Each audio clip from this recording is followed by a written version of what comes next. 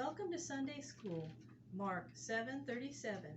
And were beyond measure astonished, saying, He hath done all things well. He maketh both the deaf to hear and the dumb to speak.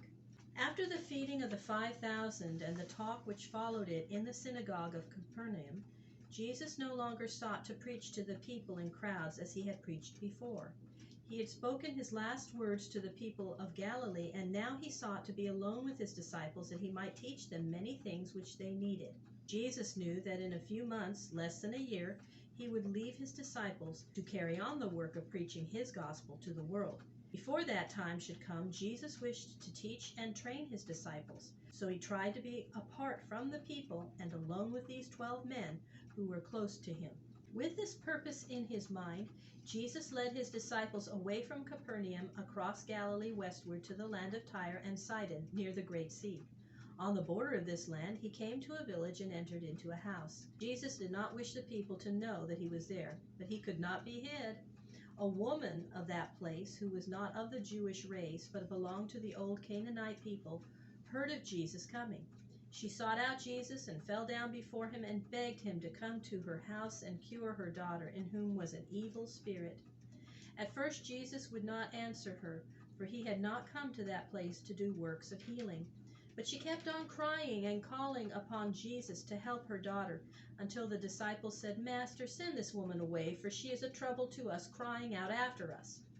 They thought that a Gentile woman who did not belong to the race of Israel was not worthy of the Lord's care. But Jesus wished to teach his disciples that he did care for this woman, though she was a Gentile and a stranger. To show them how strong was her faith, he said to her, I am not sent to the Gentiles, but only to the lost sheep of the house of Israel. But the woman would not be discouraged. She kept on saying, Lord, help me. Jesus said to her again, It is not fitting to take the children's bread and throw it to the dogs. Then the woman said, It is true, Lord, yet the little dogs under the table eat of the children's crumbs. And Jesus said to her, O woman, your faith is great. It shall be done even as you ask. Go your way, the evil spirit is sent out of your daughter. The woman believed the words that Jesus spoke. She went to her home, and there found her daughter resting upon the bed, free from the evil spirit.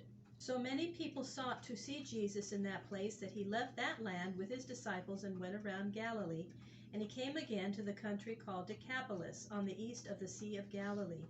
You remember that Jesus had visited this country before, when he cast the army of evil spirits out of a man into the hogs.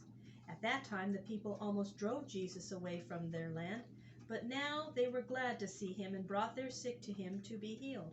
Perhaps they had heard from the man out of whom the evil spirits had gone, how kind and good and helpful Jesus was. They led to Jesus a man who was deaf and could not speak plainly. He was what we would have called tongue-tied. They asked Jesus to cure him, but Jesus would not do his work as a sight for men to look upon.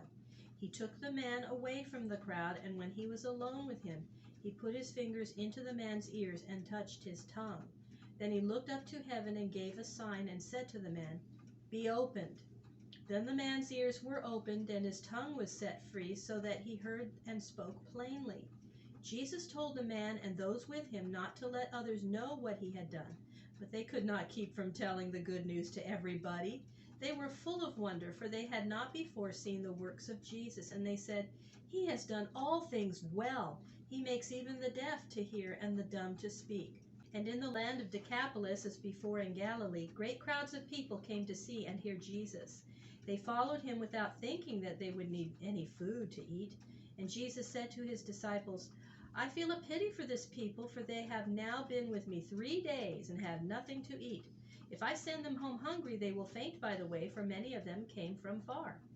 The disciples answered him, How can we find bread for such a great crowd of people here in a desert place, so far from the villages? How many loaves of bread have you? Asked Jesus.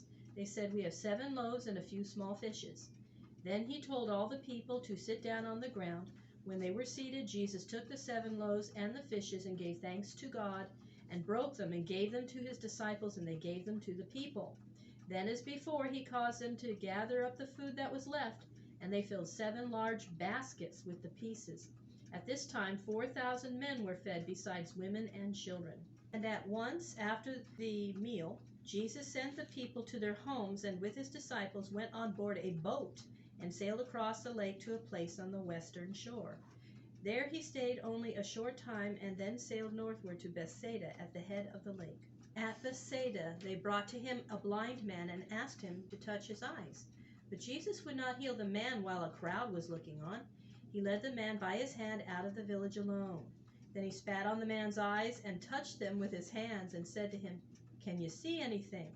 The man looked up and said, "I see men, but they look like trees walking." Then again Jesus laid his hands upon the man's eyes.